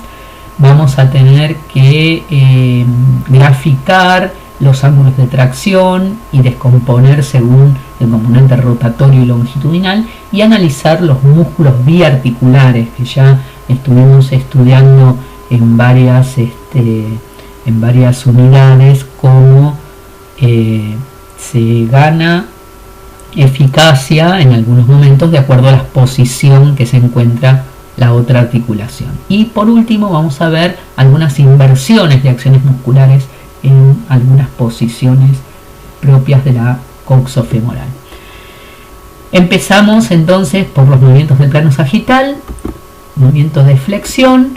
Podemos encontrar un conjunto de músculos que se insertan por delante del eje laterolateral que cruza al plano sagital, alrededor del cual se van a hacer los movimientos de flexión. Todos los músculos que van a tomar inserción por delante de este eje van a ser flexores. Y es por eso que tenemos el gráfico de Capagni, en donde podemos nombrar a la porción psoas, ¿no? Pero ya en este momento se unió con el ilíaco. Así que psoas ilíaco, recto anterior del cuádriceps, el pectíneo, el aductor mediano, el aductor menor, que no se encuentra porque está un poquito por detrás tapado por el aductor mediano, el recto interno. También vamos a encontrar al sartorio, a los fascículos más anteriores del glúteo mediano, al glúteo menor y al tensor de la fascia lata. ¿Por qué encontramos algunos en un sector de dibujados de la pelvis y en otros? Porque todos estos músculos tienen una sinergia. La sinergia es que todos van a colaborar para realizar flexión de cadera. Sin embargo, en otros planos se encuentran generando acciones o activaciones antagonistas. Acá es que vemos que de esta hemipelvis están dibujados aquellos flexores que tienen como otra acción la abducción, ¿no? Entonces tenemos acá tensor de la fascia lata, glúteo menor, glúteo mediano, sartorio, ¿no? Todos estos son flexores, pero a su vez abductores. Entre sí se puede decir que tienen doble sinergia, porque colaboran tanto para la flexión como para la abducción. Pero de este lado vamos a tener el conjunto de músculos flexores que son aductores, con salvedad del recto anterior del cuádriceps, que va justo por el eje de la cadera a insertarse en la espina ilíaca anterior inferior. El resto de los mencionados van a ser flexores y abductores. Acá vemos al psoas ilíaco, al pectíneo, al aductor mediano, al recto interno o gracilis, al aductor mediano y por detrás al menor. El recto anterior del cuádriceps ya vemos que está muy en el eje, ¿sí? Entonces no va a ser aductor. todo el conjunto de los otros músculos van a ser flexores y aductores. Quiere decir que entre ellos va a haber dos sinergias, van a poder colaborar en dos planos de movimiento. Y con esto podemos sumarle, para discriminar, los movimientos que estos realizan en el tercer plano, es decir, en el plano horizontal. ¿Cuáles son rotadores internos y cuáles son rotadores externos? Este análisis nos puede llevar a un muy buen diagnóstico diferencial funcional, porque si nosotros podemos evaluar en una cadera que hay disminución de fuerza en la flexión, pero no sabemos cuál de todos estos que son sinergia de inflexores, puede estar el problema. Si empezamos a pedirle hacer una evaluación muscular de flexión con aducción o flexión con abducción, ya podemos estar separando estos dos grupos. Ahora, dentro del grupo de flexión con abducción, vamos a encontrar algunos que son rotadores externos, como por ejemplo el sartorio, y estos otros, el tensor de la fascia lata, glúteo menor y mediano, van a ser rotadores internos.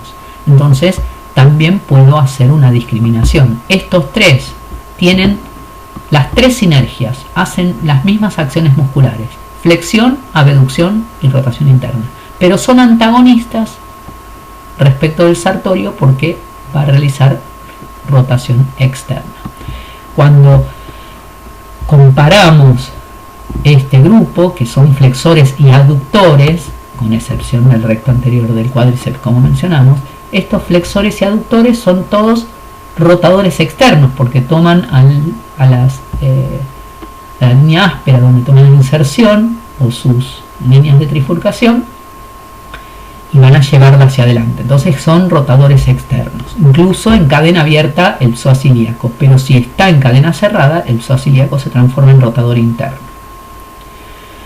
Cuando estudiamos entonces cada uno de los grupos musculares que en conjuntos hacen una sinergia, por ejemplo la flexión, también podemos empezar a discriminar de dos sinergias o tres sinergias o dos sinergias y un antagonismo. Y si queremos los tres antagonismos, tenemos que buscar un abductor, un rotador interno y en vez de un flexor, un extensor. Otras sinergias son, por ejemplo, entre músculos que generan esta rotación hacia la flexión, ¿no es cierto? En este caso tenemos el trocánter menor, esto sería anterior y esto sería posterior.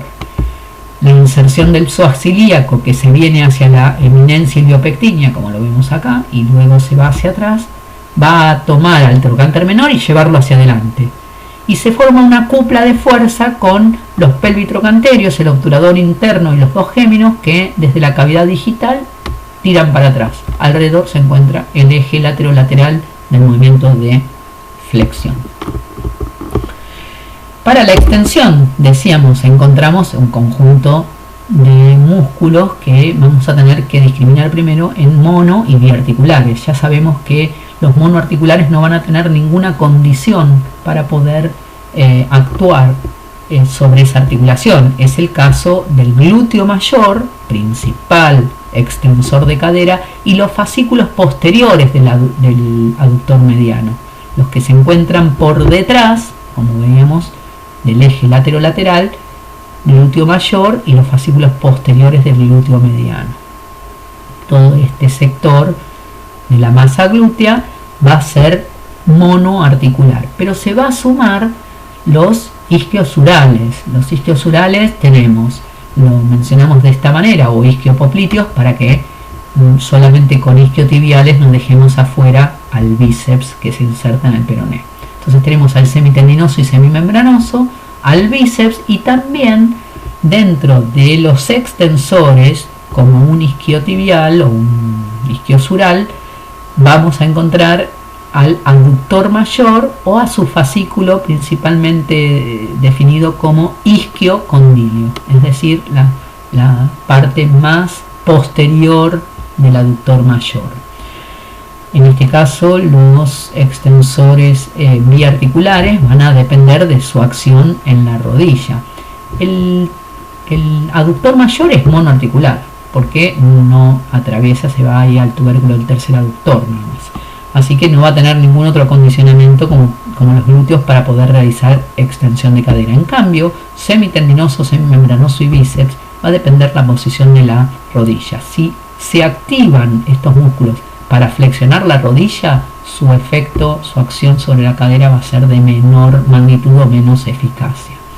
Cuando observamos la secuencia de activaciones de acuerdo al balance pélvico, nosotros habíamos mencionado que la fuerza peso, el centro de masa, se estaba pasando por detrás del eje de la cadera en una posición cero, una posición anatómica.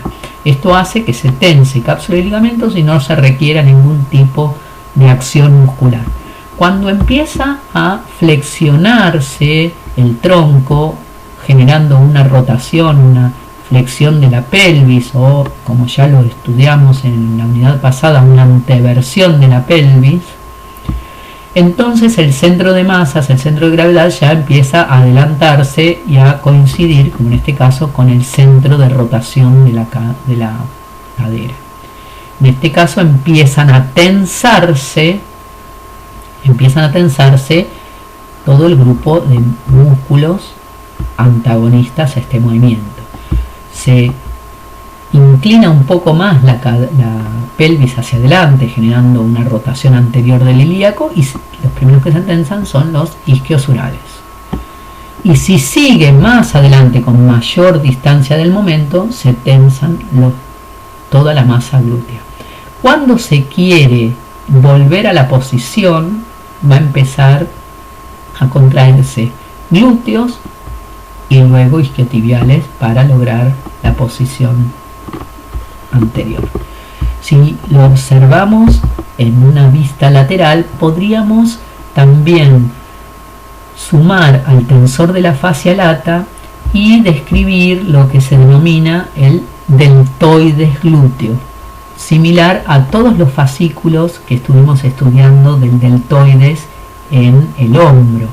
Fascículos anteriores, acá definidos por el tensor de la fascia lata y el glúteo menor, fascículos medios definidos por el glúteo mediano y fascículos posteriores definidos por el glúteo mayor. Dependiendo del grado de inclinación de la pelvis es que van a estar activándose más unos que otros. También podemos definir parte de la eficacia máxima por el concepto de acumular energía de tensión de los componentes elásticos, no solamente la eficacia a expensas del componente contráctil. Cuando observamos la posición de flexión, cómo se tensa el glúteo mayor, podemos considerar que a mayor flexión, por ejemplo de 120 grados, va a tener más eficacia mecánica porque acumula esa energía de tensión.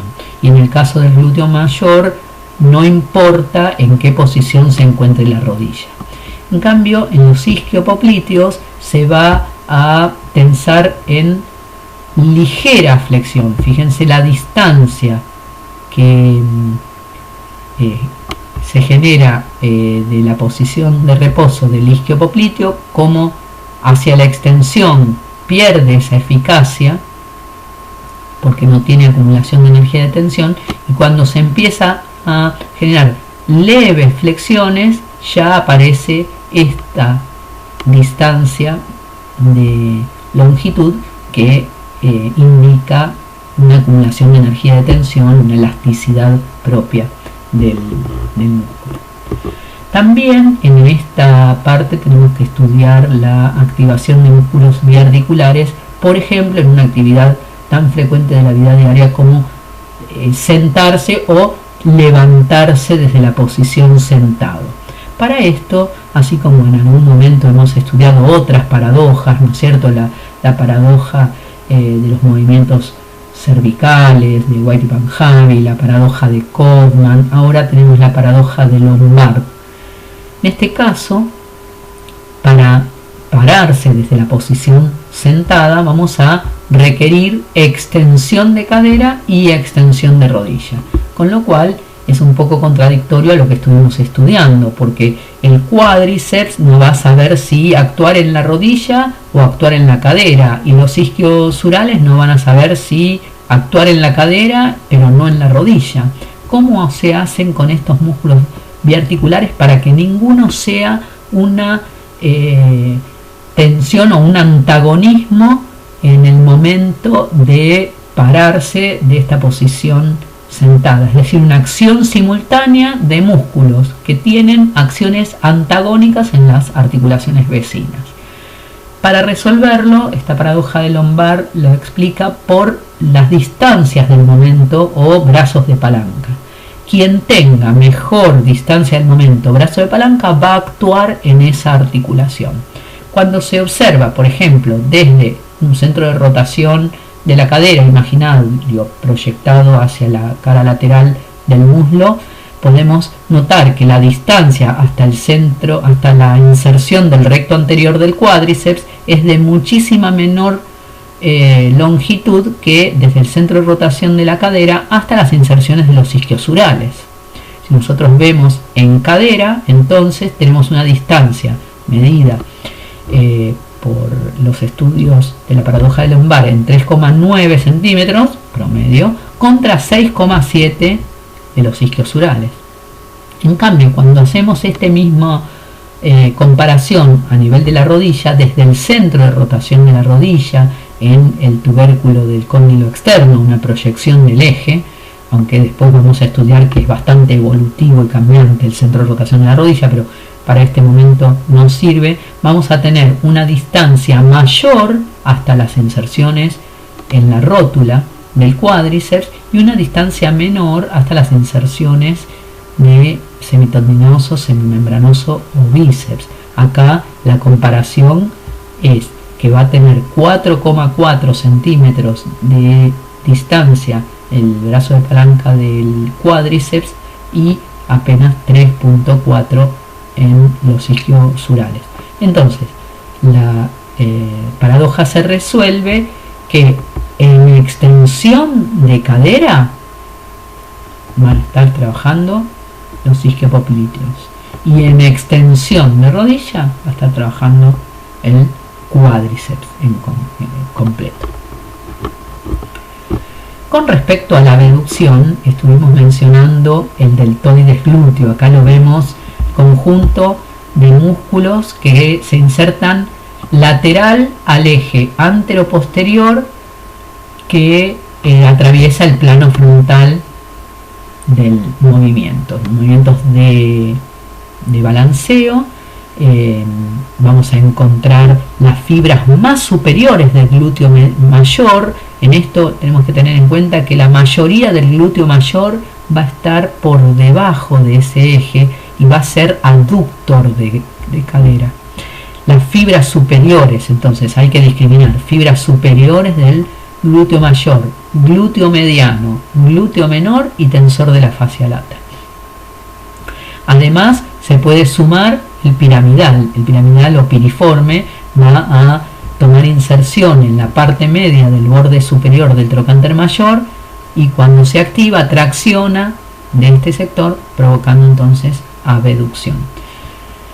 Todo el deltoides glúteo tiene también una muy buena eficacia con todo el brazo de palanca que toma la inserción del tensor de la fascia lata en la tuberosidad externa de la tibia, con lo cual va a lograr más eficacia para el balance del equilibrio durante el apoyo monopodal, es decir, cuando estuvimos estudiando no es solo glúteo mediano, sino también tensor de la fascia lata.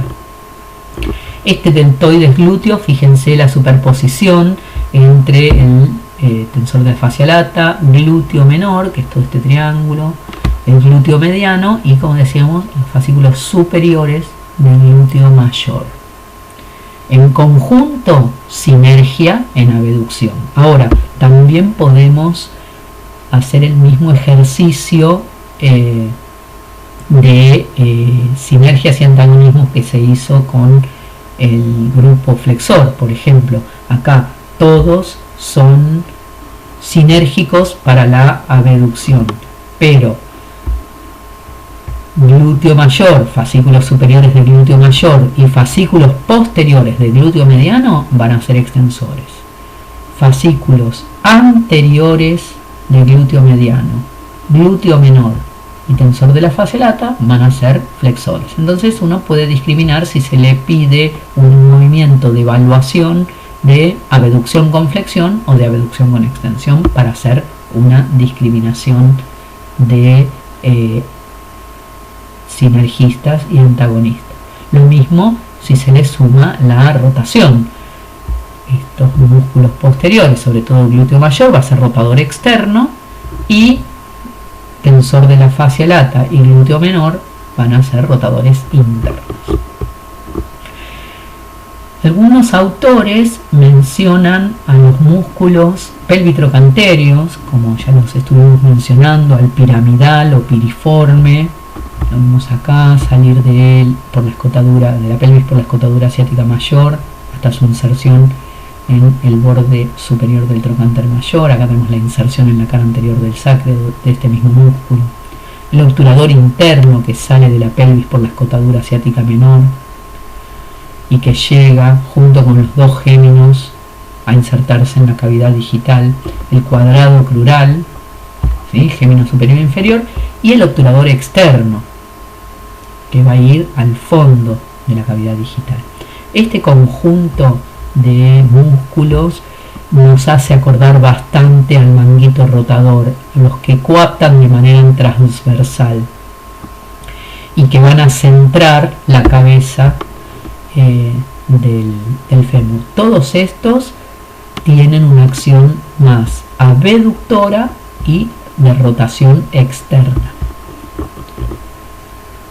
Entonces podemos asociar sinergias en donde trabajen en conjunto el piramidal y el glúteo medio para lograr una abducción y rotación externa cada vez que se necesiten en conjunto. Otros músculos, otro movimiento, otro análisis es de los músculos abductores de cadera. Mencionamos que en posición anatómica no se puede realizar abducción, solamente es una vuelta de la abducción. Si se combina con flexión o con extensión, entonces vamos a tener que analizar las sinergias de aquellos que son aductores flexores, como por ejemplo pectíneo, aductor mediano y menor y recto interno, junto con el psoas-ilíaco. Todos estos son aductores y flexores. Con respecto al fascículo isquiocondilio longitudinal del aductor mayor y los isquiosurales en conjunto, el bíceps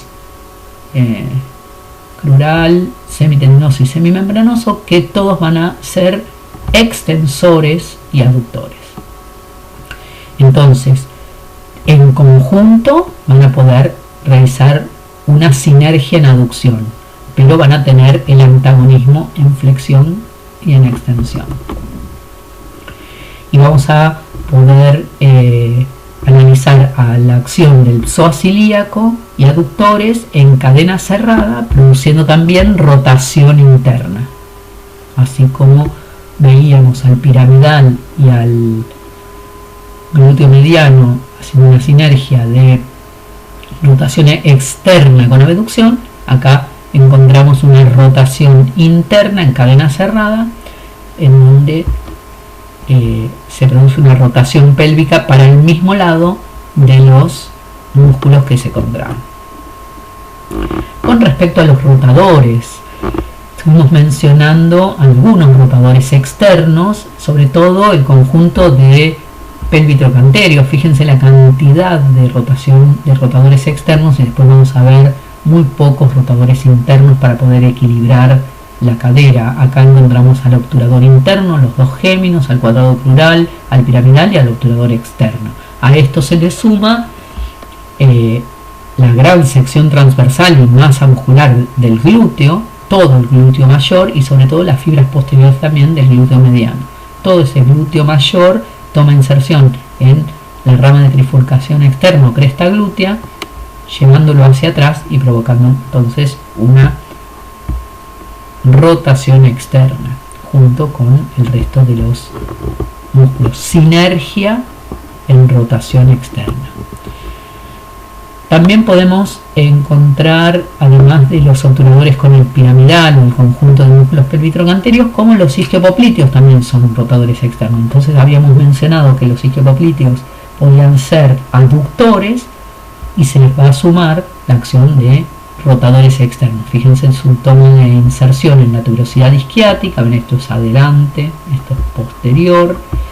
Vemos a una vista superior de la cabeza, el cuello anatómico y el trocánter mayor. La inserción en el peroné, quiere decir que este es el bíceps crural. La inserción en la parte de del cóndilo del interno, que va a ser de la parte del aductor mayor, y el semitendinoso y semimembranoso. Todo ese conjunto va a ser rotador externo. En cambio, los rotadores internos habíamos visto que eran aquellos que estaban desde el eje laterolateral hacia adelante. Entonces vemos al tensor de la fascia lata, al glúteo menor y a los fascículos más anteriores del glúteo mediano. Toman todas sus inserciones del trocánter mayor y llevan a rotación interna. También tenemos que analizar la acción del psoas ilíaco en cadena cerrada respecto de un eje de rotación, porque queda el trocánter menor por fuera del eje de rotación. Entonces tracciona con su activación el psoas ilíaco, adelanta al trocánter menor con respecto al eje de rotación, provocando entonces una rotación interna. Uno de los últimos conceptos es analizar las inversiones de las acciones musculares, porque nosotros estamos estudiando de manera teórica que la persona va a estar saliendo de una posición cero o posición anatómica, y la realidad de los gestos motores es que cada fase va evolucionando desde distintas posiciones de la cadera y del resto de las unidades biomecánicas. Entonces, analicemos estas inversiones musculares. ¿Qué significa esto? Que en determinada posición de la cadera, un músculo que tenía una función, una acción muscular, va a ser otra contraria. Por ejemplo, nosotros habíamos estudiado al pectíneo, al obturador externo, como rotadores externos. El pectíneo porque lleva a la inserción en la cresta pectínea hacia adelante, entonces rota hacia afuera, y al obturador externo porque lleva desde la cavidad digital del fémur hacia atrás también. Y habíamos estudiado recién en rotación interna glúteo menor, mediano y tensor de fascia lata, que eran rotación interna. Sin embargo, cuando se encuentra en máxima rotación interna, pensemos en algunas personas que ya tienen ese hábito postural o una posición articular que no es la posición cero. Cuando se encuentra en máxima rotación interna, los rotadores internos empiezan a generar rotación externa, y los rotadores externos estos rotadores externos se convierten en rotadores internos, invierten su acción muscular en una posición de máxima rotación interna. Otra de las inversiones musculares son de acuerdo a la posición que adoptan respecto del eje lateral de flexo-extensión los distintos músculos. En posición anatómica ya estuvimos mencionando que los aductores son flexores, lo mismo que el tensor de la fascia lata. Sin embargo, cuando se van flexionando, por ejemplo, a 40 grados, el recto interno, que es aductor y flexor, empieza a convertirse en extensor. A los 50 grados, el aductor menor también empieza a generar extensión. A los 70 grados el aductor medio y a los 120 grados de flexión hasta el tensor de la fascia lata empieza a producir extensión. Por otra parte, el cuadrado crural parece un acomodaticio de último momento. Si se encuentra en la cadera en flexión, va a trabajar como extensor. Y si se encuentra en extensión, va a trabajar como flexor. Por último, en algunas posiciones, como por ejemplo 60 grados de flexión de cadera, vamos a encontrar que el piramidal invierte su acción. Y en vez de ser abductor y rotador externo, va a ser abductor, extensor y rotador interno. ¿Sí? Va a generar un movimiento contrario.